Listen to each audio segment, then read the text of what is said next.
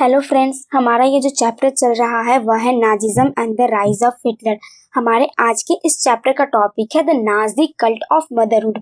हमने अपने पिछले क्लास में यूथ इन द जर्मनी के बारे में पढ़ा था। हमने देखा था जो हिटलर है वह जर्मनी के युवाओं में बहुत ही ज़्यादा इंटरेस्टेड थे। उनका मानना था कि वे एक स्ट्रॉन्ग नाजी सोसाइटी चाहते थे और इस सोसाइटी की चाह में उन्होंने क्या किया, उन्होंने जर्मनी के युवाओं का सहारा लिया।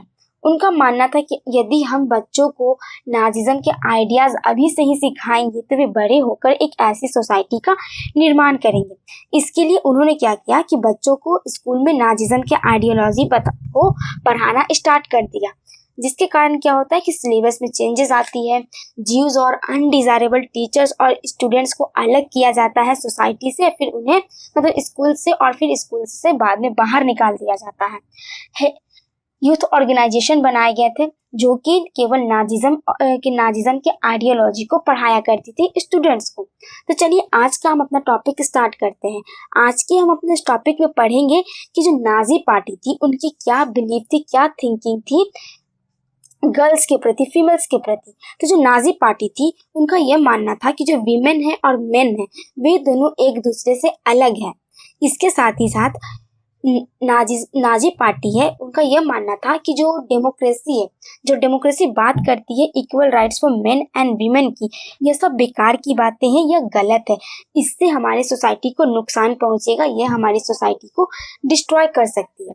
हिटलर का मानना था कि जो बॉयज हैं, जो लड़के हैं, उन्हें कैसा होना चाहिए, तो उन्हें एग्रेसिव, मैस्कुलिन और स्टील या आयरन हार्टेड होना चाहिए। मतलब उन्हें क्रूर होना चाहिए, बहुत ही ज्यादा एग्रेसिव होना चाहिए, स्ट्रेंथ यानी पावरफुल होना चाहिए। इसके साथ ही साथ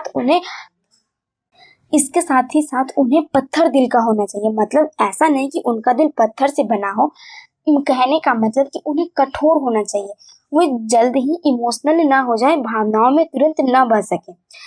इसके तो दूसरी ओर एक तो बॉयज के प्रति यह सोचता है हिटलर का, नाजिज्म पार्टी का, तो वहीं गर्ल्स के प्रति क्या सोचते थे हिटलर या नाजी पार्टी। तो उनका मानना था कि जो लड़कियां हैं उन्हें एक गुड मदर होना चाहिए, मतलब कि उन्हें एक अच्छी माँ होना चाहिए। इसके साथ ही साथ उन्हें प्योर ब्लडेड आर्यंस बच्चों की देखभाल करनी चाहिए। यानी कि औरतों का उनका क्या काम है, तो उनको एक अच्छी माँ बनना है, उन्हें अपने बच्चों की अच्छे से देखभाल करनी है, अच्छी परवरिश करनी है, अपना घर जो है, अपने घर द्वार को देखना है। साथ ही साथ बच्चों को नाजिज्म के आइडियोलॉजी को बचपन से ही बताना है, सिखाना है। इसके साथ ही साथ maintain purity of the race की जिम्मेदारी भी किसे दी गई थी? गर्ल्स को दी गई थी, फीमेल्स को दी गई थी। अब ये प्यूरिटी ऑफ द रेस का क्या मतलब है? मतलब कि उन्हें अपने रेस की जो प्यूरिटी है उसे मेंटेन करना, मतलब कि जो ज्यूज हो गए, चाहे अनडिजायरेबल लोग हो गए, उनसे उन्हें दूरी बनाए रखनी है और यह दूरी बनाकर ही वे अपने रेस की, अपनी नस्ल की प्यूरिटी को मेंटेन कर सकती है। साथ ही साथ हिटलर यह भी सोचते थे कि यह जो औरतें हैं, फीमेल्स हैं, वे बियरर होती हैं कल्चर और रेस की। मतलब देखिए, औरतों का क्या काम है कि आपको बच्चों का पालन पोषण करना है, अपने घर द्वार को देखना है।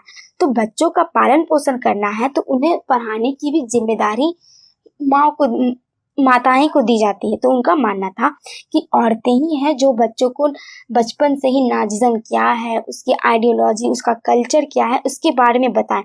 जिसके कारण क्या होगा, जब ये बच्चे बड़े होंगे फ्यूचर में इस चीज को, इस आइडियोलॉजी को फॉलो करेंगे। 1933 में हिटलर ने कहा था कि in my state the mother is the most important citizen. मतलब कि उनके राज्य में जो नागरिक में से सबसे अधिक इम्पोर्टेंट कौन है, तो वहां की माताएं हैं, यानी मदर्स हैं। बट नाजी के जर्मनी में, यानी जब हिटलर रूल किया करते थे जर्मनी में, तो उस समय मदर्स का कंडीशन कुछ अलग था। जितनी भी माताएं थी उन सभी के साथ इक्वल बिहेवियर नहीं किया जाता था, उन लोगों को इक्वली ट्रीट नहीं किया जाता था। अब कैसे इक्वली ट्रीट नहीं किया जाता है, तो देखिए, हिटलर ने वैसी माताएं जो एक अनडिजायरेबल बच्चों को जन्म दिया करती थी, उन्हें पनिश किया जाता था, पनिशमेंट दी जाती थी। अब ये अनडिजायरेबल बच्चों का क्या मतलब है? मतलब कि अब जर्मनी में तो सारे लोग रहते थे, नॉर्डिक जर्मन आर्यंस लोग भी रहते थे, साथ ही साथ अनडिजायरेबल कैटेगरी के जितने भी लोग रहते थे वे लोग भी रहा करते थे। तो वैसी माताएं, वैसी वीमेंस जो अनडिजायरेबल बच्चों को जन्म दिया करती थी, तो ऐसे बच्चों के जन्म पर उन माताओं को पनिशमेंट दी जाती थी। वहीं दूसरी ओर वैसी माताएं, वैसी वीमेंस जो एक रेशियली डिजायरेबल यानी नॉर्डिक जर्मन आर्यंस के बच्चों को जब जन्म दिया करती थी, तो उनके जन्म पर उन्हें अवार्ड दिया जाता था, उन्हें सम्मानित किया जाता था। अब देखिए, ये अवार्ड किस रूप में दिया जाता था, किस रूप में उन्हें सम्मानित किया जाता है, तो उन्हें एक फेवर ट्रीटमेंट प्रोवाइड की जाती थी हॉस्पिटल में, यानी हॉस्पिटल्स में उनके साथ अच्छा व्यवहार किया जाता था, अच्छा ट्रीटमेंट प्रोवाइड किया जाता था। साथ ही साथ रेलवे टिकट्स, मतलब थिएटर टिकट्स हो गए, रेलवे टिकट्स हो गए, दुकान हो गए, इन सब जगह उन्हें कुछ कंसेशन प्रोवाइड की जाती थी। अब देखिए, ये जो अवार्ड दिया जाता था वैसे विमेंस को जिन्होंने नॉर्डिक जर्मन आर्यंस बच्चे को जन्म दिया है, तो इन्हें अवार्ड के रूप में और क्या दिया जाता था, तो इन्हें अवार्ड के रूप में ऑनर क्रॉस दिया जाता था। अब ये ऑनर क्रॉस क्या है, मतलब जो क्रॉस का साइन होता है उसे सम्मान के रूप में दिया जाता था। और ये साथ ही साथ ये इसलिए भी दिया जाता था ना, कि ताकि उन माताओं को ये इनकरेज कर सके और बढ़ावा दिया जा सके कि वे और भी अधिक बच्चों को जन्म दे सके। ऐसे ही यानी कि नॉर्डिक जर्मन आर्यंस के और भी अधिक बच्चों को जन्म दे सके। इसके लिए उन्हें क्या सम्मान, इसके लिए इनकरेज करने के लिए उन्हें सम्मान के रूप में ऑनर क्रॉस दिया जाता था। ये कि जैसे ब्रॉन्ज क्रॉस दिया जाता था जब यदि किसी वीमेन ने 4 बच्चों को जन्म दिया है, तो उसके लिए अवार्ड के रूप में ब्रॉन्ज क्रॉस दिया जाता था। तो वहीं 6 बच्चों के लिए सिल्वर का क्रॉस, और 8 और उससे अधिक बच्चों का जब जन्म होता है तो उसके लिए गोल्ड का क्रॉस दिया जाता था। अब देखिए, वैसे आर्यंस वीमेन यानी वैसे वीमेन्स नॉर्डिक जर्मन आर्यंस की वैसी ही माताएं जो मतलब कि कोड ऑफ कंडक्ट से जो भी उनको दिया गया है, प्रिस्क्राइब किया गया है कि आपको नाजिज्म की आइडियोलॉजी को फॉलो करना है, इस तरीके से सारे काम को करने हैं।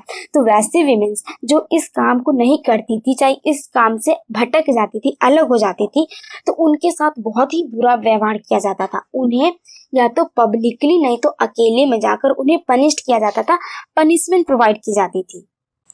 साथ ही साथ वैसे विमेंस जो अगर किसी भी अनडिजायरेबल लोगों के साथ कांटेक्ट में रहती थी, कोई भी रिश्ता नाता रखती थी, उनके साथ किसी भी तरीके का कांटेक्ट बनाया करती थी अनडिजायरेबल लोगों के साथ, तो उन्हें हार्श पनिशमेंट दिया जाता था, उन्हें एक इनफीरियर मैनर में ट्रीट किया जाता था। अब देखिए, उनके साथ क्या किया जाता है, तो उन्हें ना मतलब उनके बाल को है जो सेव करा दिया जाता था, मतलब उनका सिर मुड़वा दिया जाता था, उनके फेस को पूरा काला कर दिया जाता, जैसे हम लोग कहते हैं ना कालिख पोतना, तो उनके फेस को पूरा ब्लैक कलर से काला कर दिया जाता है। उनके गले में एक नोटिस बोर्ड, बड़ा सा नोटिस बोर्ड टांगा जाता था, जिसपे ये लिखा रहता था कि मतलब कि मैंने अपने नेशन के जो रेप्यूटेशन है उसको खराब करने की कोशिश की है, तो इसलिए इस चीज का मतलब कि मेरी इस गुनाह के लिए मुझे ये पनिशमेंट दिया जा रहा है। और ऐसा करके मतलब ये नोटिस लिखा हुआ रहता था, उनके गले में टांग दिया जाता था, सिर मुंडवा दिया जाता था, फेस को पूरा काला कर दिया जाता था। और ऐसा ही सिचुएशन में, इसी हाल में उन्हें पूरे कंट्री में पूरी जगह घुमाया जाता था, ले जाया जाता था। समटाइम्स तो उन्हें बहुत मतलब कि पनिशमेंट भी दी जाती थी, कभी कभी उन्हें जेल में भी बंद कर दिया जाता था। इसके साथ ही साथ उनका मतलब कि जो भी फैमिली है, जो भी फैमिली मेंबर्स हैं, जो भी उनका मान सम्मान था, उन्हें सब चीज से हाथ धोना पड़ता है। मतलब कि अब आपको वो सम्मान नहीं मिलेगा जो आपको पहले मिलता था, आपके साथ बद से बदतर सलूक किया जाएगा। साथ ही साथ आपकी जो फैमिली मेंबर्स हैं, आपके जो हस्बैंड से, जो फैमिली मेंबर से जो बच्चे हो गए, अब आप उन सब से दूर रह सकते हो, आप कभी नहीं मिलोगे। उन्हें जेल में बंद कर दिया जाता है। किस क्राइम पे, किस बेसिस पे? तो इसीलिए कि उन्होंने अपने नेशन के खिलाफ गया, मतलब कि उन्होंने अपने नेशन के खिलाफ गई। कि क्यों? क्योंकि उन्होंने अपने मतलब की जो आइडियोलॉजी थी, जो प्रिस्क्राइब्ड फॉर्म था, कोड ऑफ कंडक्ट था उनके रेस का, उसको फॉलो नहीं किया। तो ऐसे इस तरीके का व्यवहार किया जाता था वहां के औरतों के साथ। आज के लिए इतना काफी है। आई होप आपको ये टॉपिक क्लियर हो गया होगा। हम अपने नेक्स्ट क्लास में नेक्स्ट टॉपिक के साथ मिलेंगे।